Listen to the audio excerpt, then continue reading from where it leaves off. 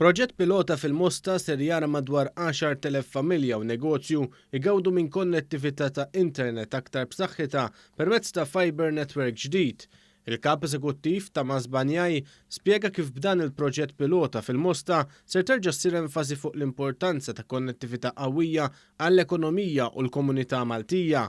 Stqar kif din il-veloċità u saħħa ta' internet bla preċedent ser twassal sabiex kull membru ta' familja jkun jista' jagħmel użu tal-internet fl-istess ħin mingħajr xkiel. In a household you can have 4, 5 or even more users downloading, streaming, studying, working at the same time, playing online games at the same time without any compromise.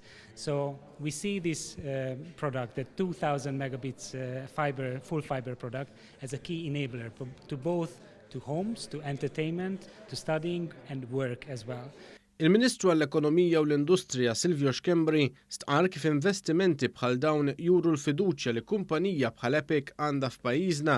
Stqar kif permezz tal-investiment tagħha fl-infrastruttura diġitali qed iżru wkoll tisħiħ tal-ħaddiem permezz ta' ħolqien ta' opportunitajiet ġodda ta' xogħol u żieda fil-programmi ta' apprentistat fost l-oħrajn.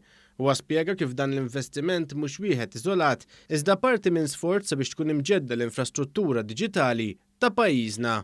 Din l-infrastruttura importanti sabiex negozji wkoll dak li ngħidulu foreign direct investment, jiġifieri l-barranin li jridu jiġu investu għaw Malta, speċjalment f'ekonomiji diġitali bħal dawk li huma tas-servizzi finanzjarji tal-gaming, tal-teknoloġiji, tal-IT, ikollhom l-infrastruttura neċessarja biex ikunu jistgħu jagħmlu dan.